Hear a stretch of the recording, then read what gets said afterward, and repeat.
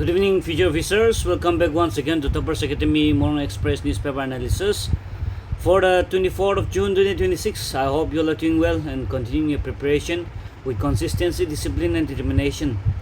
Remember that in the new NPSC pattern, the current affairs are not just about knowing the news, but they are also about understanding the issues, analyzing the implications, and developing an administrative perspective. So as we begin today's session, keep one thing clear in mind, that every important news item has a potential to become a question in examination, or the themes that arises in this newspaper repeatedly will be important for your examination. Therefore, do not read the newspaper as a casual reader, read it as a future administrator. While analyzing today's important developments, focus on the background and the context of the issues, its relevance to the NPSC syllabus, the constitutional, social, economic, and governance dimensions that are involved, the challenges and the possible way forward. Special attention should also be given to the issues that is concerning the state of Nagaland, the Northeast, and India, as they hold immense significance for the examination. As always, make a concise and structured notes, or at least copy down the important themes that are repeating in the news. Avoid copying the whole newspaper, but like I said, extract the keywords, important facts, government initiatives, the Supreme Court judgments, the constitutional provisions, the committee recommendations. That can be used as an example in order to enrich your answer. So stay focused, stay curious. Every day of disciplined effort is bringing you one step closer to your goal. So now let us begin today's Morung Express analysis with clarity, seriousness, and the mindset of a future civil aspirant. Today, I'm quite irritated because I recorded this analysis. I think by 9 or so I was able to complete this, but then in between I took a break. I paused my video and I went to have my dinner, and when I came back, my video was gone, and the explanation that I put in and the whole recording was gone. So now at this very hour I have to record it once again. Okay, so that's why I just already late to session dali to moi to bhabise by 9 or 9:30 to mo upload kori dibo, but I lost this video. Okay, actually my video was almost done day, khatam holi time te hi thaka la je do, so lost wish. That's why I'm going to record it once again. I'm actually very tired na. Ito news puri na same to puri alchi lagi do. Believe it kunoi puri thibo. It's kind of a revision for me also, and also I have to bring the news to you. So the first article for today will be this one. He has received Padma Shri award. Okay, Padma Shri. So who is he? He is Guru Sangyusang Ponganer. Let us go through the lines.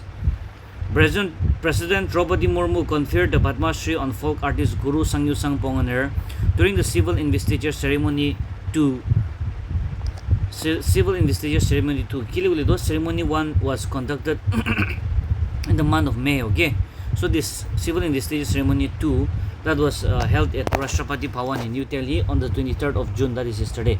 So the arrival of the 83-year-old folk artist and cultural guardian from Nagaland, Guru Sangyusang Ponganer, added a touch of vibrant cultural touch to the ceremony. Dressed in his traditional attire, Naka attire, his spirited entry drew a huge round of applause from the audience, including the Prime Minister Modi. He received the Padma Shri award. So the importance है कि काम करने पैसे तो importance है कि और पैसे importance है तारा नाम को नासे importance है. Okay. At the age of 83, I often wonder, amen to kila halate thakiwana. They are from a generation who were very hardworking.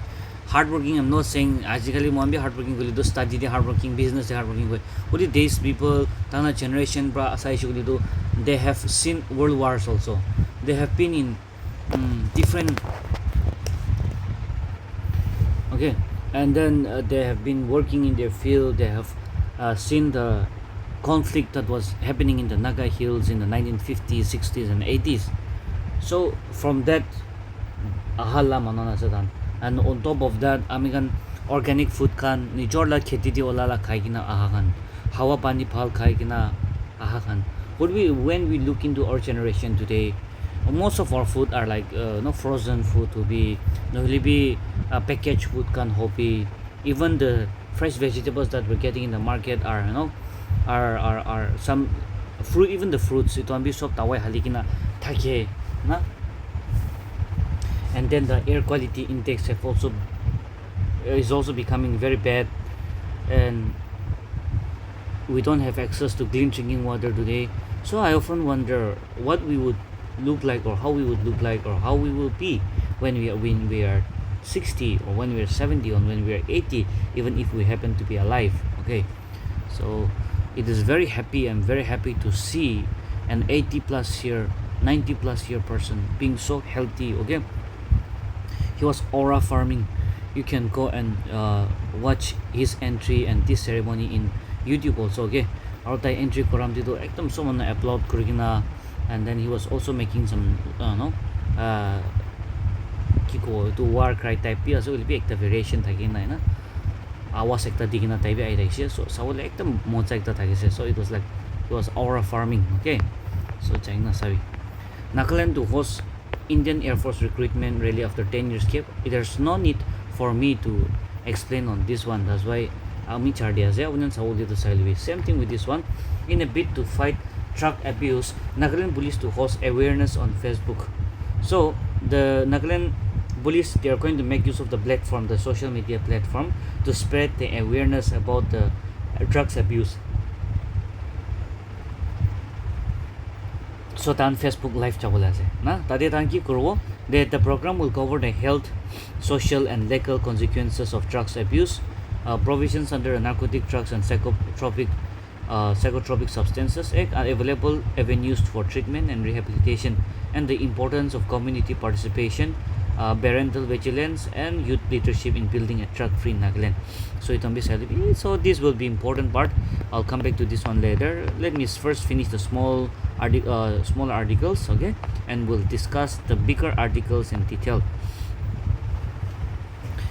Kohima DTF oriented on SOP for rescue rehabilitation of child laborers. So this is going to be important, especially when you become officers. Though they might not ask specifically on this very SOPs and not in the exam, that I don't find any chance. But what is important is we have to know how administration works, how these things work, what are these SOPs, and about the child laborers. So the child labor is a theme that keeps on repeating in our exams. Okay. So the key SOP provisions were SOP matlab the special operating procedures. So rescue information can come from public agencies, NGOs, or the child. Now the rescued children must be produced before the Child Welfare Committee. FIRs are to be registered where offences are detected. Temporary shelter, care and rehabilitation measures are also to be provided. Action against employers, including compensation and persecution, is also mandated. Departments are assigned specific roles for coordinated rescue and rehabilitation. Now, an orientation program on the SOP, that is a standard operating procedure for the rescue, rehabilitation and post-rescue management of child laborers under the Child and Adolescent Labor Prohibition Regulation Act 1996, was held at the Deputy Commissioner's Chamber, Kohima. According to the state DIBR, the program brought together members of the District Task Force on Child Labor to strengthen coordination and implementation of the child protection measures. Addressing the program, Deputy Commissioner and Chairman of the District Task Force Kohima P. Henok Pochem emphasized that issues concerning children require the quality of responsibilities of all stakeholders. He stated that every department and organization represented in the task force has a crucial role in ensuring the protection and welfare of the children. Assistant Labor Commissioner Nimino presented the SOP and explained that it was developed to ensure a coordinated and child-centric approach among all departments involved in the rescue and rehabilitation of the child laborers. So she stated that the SOP aligns with the provisions of the Juvenile Justice Care and Protection of the Children Act 2015. This also you have to prepare for 10 marks. Please prepare. Okay, my suggestions to you, and outline that is part of your social issues or sociology. social responsibility and the responsibilities of the department and agencies at every stage of intervention.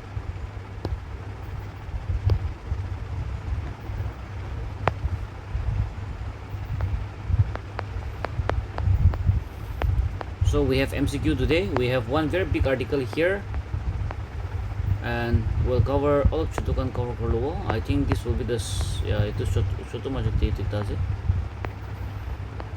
Yeah, I think I saw earring halan. Here, according to me, he looks like a penguin, nah? Penguin or seal. Sea seal is not together. Nah, he looks like a penguin or a sea seal, but it's always fun and interesting to watch him play. President confers Padma Award to Mammootty, Satish Shah and Rohit Sharma. So I will not be detailing on this news except for Guru Sangyusang's Padma Shri Award. Mammootty is an Indian actor. Okay, Satish Shah, I don't know him. R. Mathavan also received the Padma Shri Award. Okay, R. Mathavan. And then Rohit Sharma is a cricketer to Taibi Paise.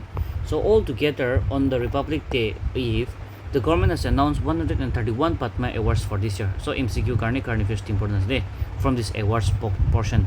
So 131 Padma Awards, out of which there were five Padma Vibhushan, there were 13 Padma Bhushan, and there were 113 Padma Shri. Okay, Padma Shri.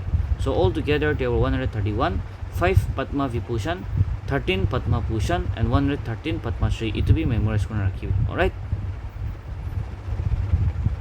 The arrival of the 83-year-old folk artist and cultural guardian from Nagaland, Guru Sangyusang Prognanar, added a taste of vibrant cultural touch to the ceremony. Dressed in Naga traditional attire, his spirited entry drew a huge round of applause from the audience, including Prime Minister Narendra Modi. He received the Padma Shri Award.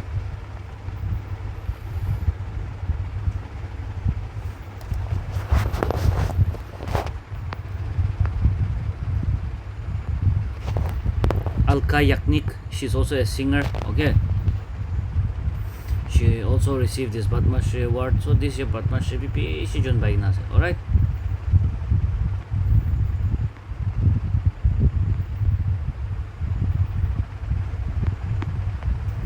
So let's talk geopolitics, economy, global economy, all of discuss because the author herself is a very important personality. Okay, since you are all aspirant, you must have heard about her name, Kristalina Georgieva.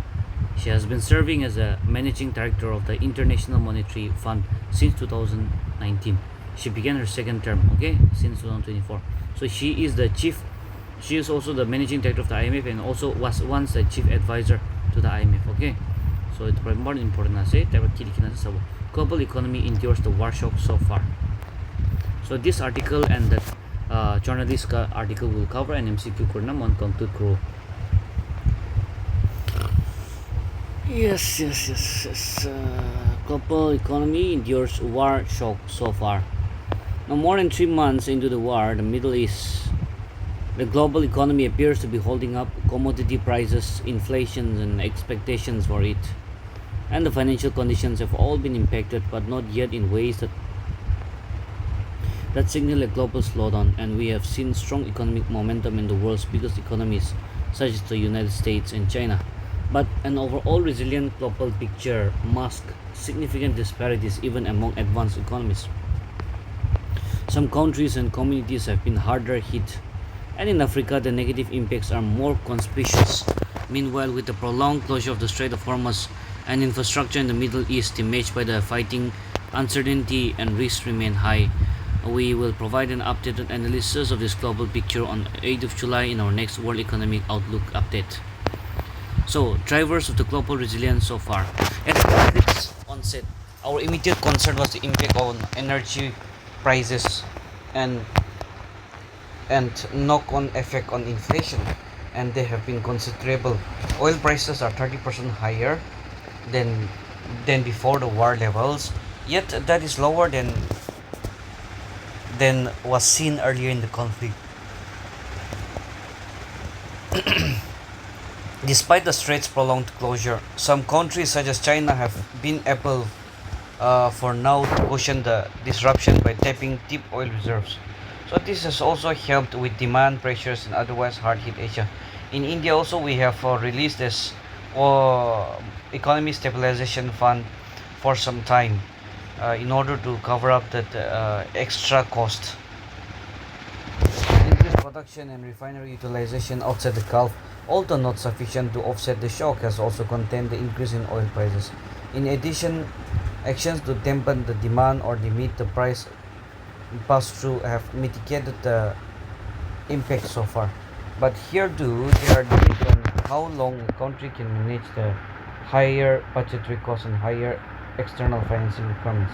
In many economies, the higher oil prices are nonetheless contributing to the pickup in the headline inflation. That is concerning, but not the full story. It is also important to consider whether people in business expect a more persistent erosion of the purchasing power.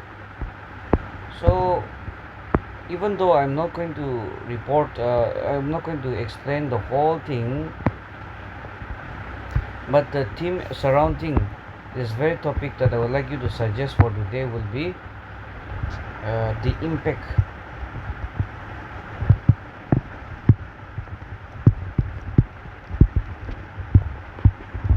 of West Asia conflict. Okay, so impact especially focusing on economy, price rise, fuel. Okay, fuel. So these are the areas that you need to focus. Yes, the Strait of Hormuz. So kuan isna ita do 2 mark 5 mark 9 shita 10 mark 20 mark aibo. So the significance of the Strait of Hormuz and the geographical importance of the Strait of Hormuz, that will be going to be important, and the importance of what was the impact of the West Asia conflict. So that is also one topic that I want you to prepare on. Then we have one more article here. It will be subtle but I'll try to cover a little bit on this one. The reality of truth-seeking journalism in Nagaland.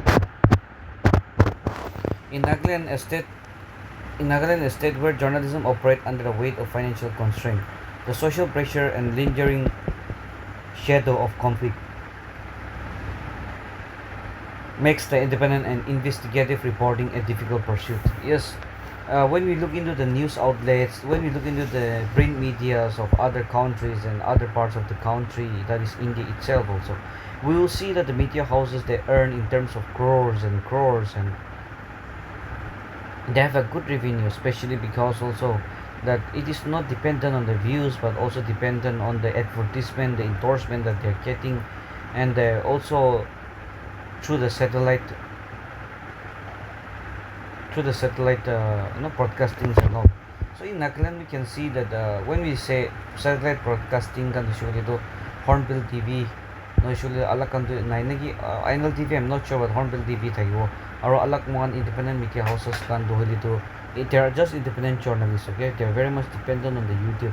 So see, in YouTube too, we all know that views TV paisa kiman hi nahi na man bisido nahi, and then in order to manage all the staff, pay their salary, and also ahadjo ala kharchan sob kuli do, it is not an easy task.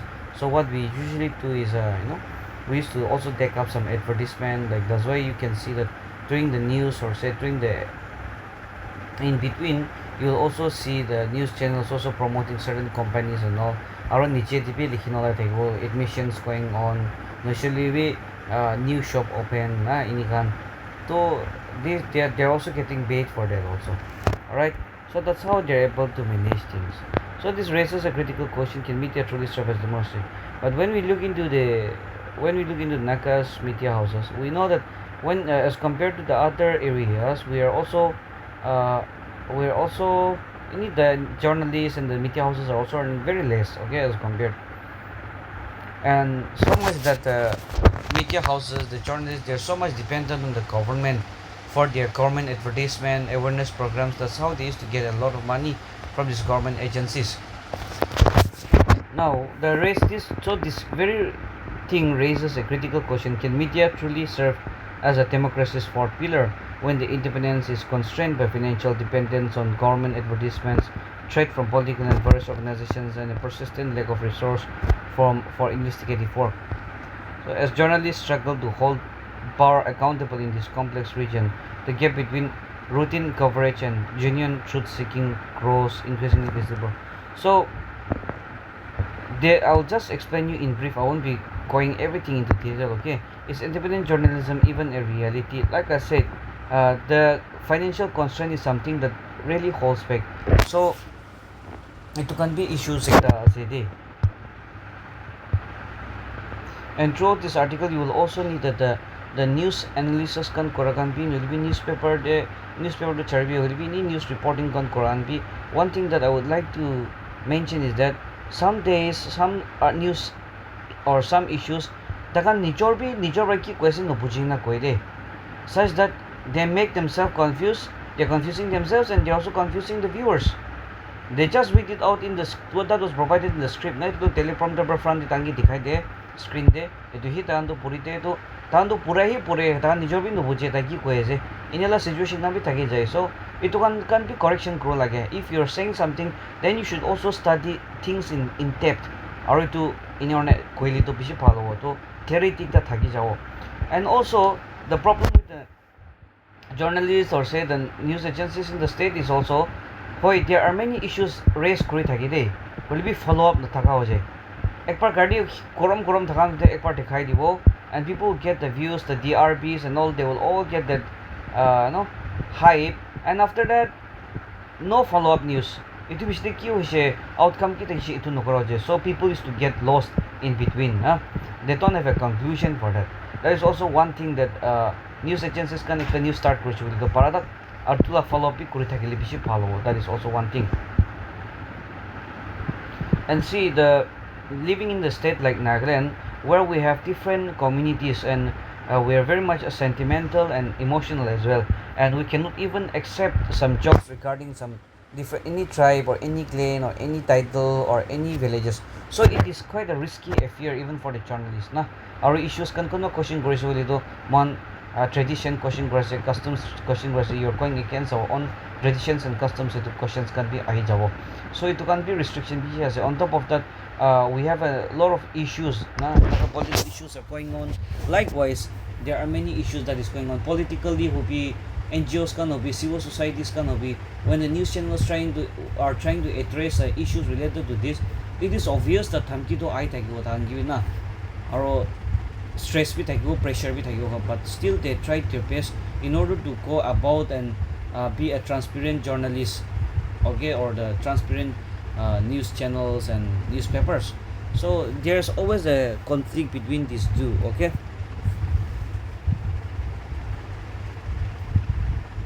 And one more important focus that this article wants to show us where accountability stops. So no, there's many a time when the government, when the news agencies or be news channels can be news print media can be, most of the time what they do is they used to cover the news such as rape cases can, theft can isna, murder can isna, ito only cover good again. But there's a very less instance, I'm not saying not at all, but there's a very less instance where the news agencies used to caution the government to hold them accountable, to bring out some data and caution them regarding that, regarding some development, regarding some schemes and all. So it is obvious that government laga advertisement, government la schemes can one present kuri thake, and for that we used to get paid, for instance. Now if this goes on in the long run, you won't be able to question the government also, because government lahat pra pala funds can projects can bhai awani news channel run project. So tomorrow even if you want to ask some genuine question against the government, you will not be able to do that, or something will hold you back. So that is also another problem there. So the news channel should also do a lot of investigation. They should also file RDIs and come up with concrete data and start questioning departments to departments. So that is also one suggestion. But the last thing that I can extract from this news article and I want to present you, moi to ita no purina ki request uli mo already puri dise aki to explain from na ito moi no purina sa se ito awujan to puru di to puru like it, because that is your responsibility and it is important for you. So again, these news agencies can currently act a very important thing that we need to bring was is legislations. Okay, legislations to safeguard the journalists in this country, in this state, because many at times many journalists can natural life risk without any security, without any protection. And so, and since they are also questioning some very important and genuine questions, sometimes it could be a big shots and all, who are politically, financially, and they are very much active or say very strong enough, so it becomes a very big burden. All right, so it would be good if the news agencies, if the journalists, they also get some, you know if they get also get some support from the laws and come up with some regulations in order to protect the journalists in the state, and it will help us in going a long way. Okay, so and that is also very important if we really want to, bring about the transparency, accountability in the society, and to realize the true potential of uh, media as the as the four pillars of democracy.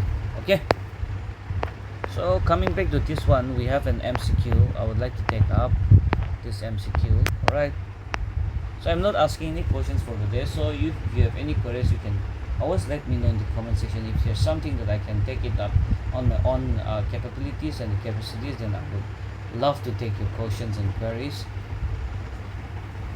Which district in Nagaland has been selected as a model district under the Ayushman Bharat Digital Mission? So regarding this, the answer to, we have already covered this in the past few days, that is Timapur, right? So where was the Naka Indigenous Income Learning Center recently inaugurated? Itu Kalina Borsona newspaper and I've already covered this also, Pisama village under Kohima district. So, and I've also asked this question regarding the census in India. So kuha ni sina newspaper dibi aise, same thing exam dibi aibo. It one important thaka questions kana se mo abengi hutina, that you participated in the comment section, that you also learned, and it is also helping a lot of your friends. So thank you so much for whoever is commenting. Okay, so there was this question regarding the first census that I gave you, nah? So when the first census was conducted in India, then the year is 1872. All right, so which of the following is the primary objective of the Save the Farm campaign, Khet Bachao Abhiyan? So this is regarding organic farming. All right, who is the oldest player participating in the ongoing 2026 FIFA World Cup? The answer should be Craig Gordon. He's a 43-year-old goalkeeper for playing for Scotland, and followed by Cristiano Ronaldo. I think he is the second oldest among all the footballers who are in the FIFA. And the Ronaldo haters, they're criticizing Ronaldo, saying that he cannot play, he cannot do anything. Just imagine if you're 41, will you even be able to run the full round even once or not? Okay, चुपचाप थाइको लागि निजोर नपारेछु बोली लो, and you should enjoy the match. Okay, so I'm not supporting anyone here, but then we should respect and enjoy the sport that they are playing. Okay, so Ronaldo la pia kom jamne Ronaldo la pia se nuli tala shortcomings kan itukan point out kruli sai takam de head pra loina sai takam de match be enjoy go na paro. Same goes with the Messi Carnivi. Okay, Ronaldo la fan kan Messi king la Messi la fan kan Ronaldo toxicity as it. You should not celebrate people, but you should celebrate and enjoy the match. Okay, the sport, the game. Okay, so Cristiano Ronaldo is 41 and he's playing at an international level still, and he's also scoring goals. So people should stop criticizing one another. Na Messi ko criticize nukur lagi, Ronaldo ko criticize nukur lagi. When you're 41, I don't know when you and I will be 41. Maybe we will be even sitting in a wheelchair, or maybe we won't even be able to run one round in this football ground also. But they are playing with the younger generations and they're still able to score. So we need to respect them. So Ronaldo is 41, Luka Modric is 40, Vozinha is the hero of this World Cup, Capo Verde goalkeeper. Vozinha is also 40 years old. Okay, so the answer is Craig Gordon. He's the oldest footballer. He's 43 years of age and he's from Scotland. If there's any comments that I can take up, I'll look and let's discuss anything that you have asked.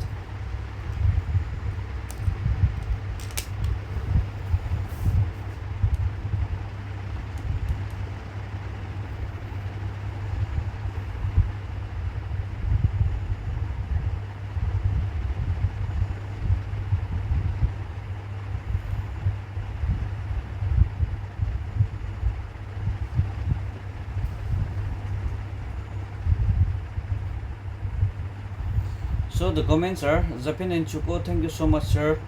Take good care of your health. Thank you so much, Zapin and Chuko, and you're most welcome. Amori M7Q, Thailand Jaishinaki, epic sir. The context in the joke on point had a great laughter. Yeah, of course. Foreign or say approach Jaishini kushe. So the only thing that came to my mind was Thailand Jaishinaki itu pala se. So I'm not saying that Thai Jaishini no news day ni approach Jaishini. It could be Korea, it could be Japan also. But then the first thing that came to my mind was that's why I just said it. Okay, so I hope no one was I hope I didn't hurt the sentiments of anyone regarding that. If you misunderstood, if anyone have misunderstood, then it's their loss, right? So apunan do kushi prapu takibi. Pringles P3M, the official residence of the Indian Prime Minister is 7 Lok Kalyan Mark, formerly known as 7 Race Course Road. Thank you so much. Thank you so much, Pringles, and you're most welcome. Nico J7J, thank you, sir, you're most welcome.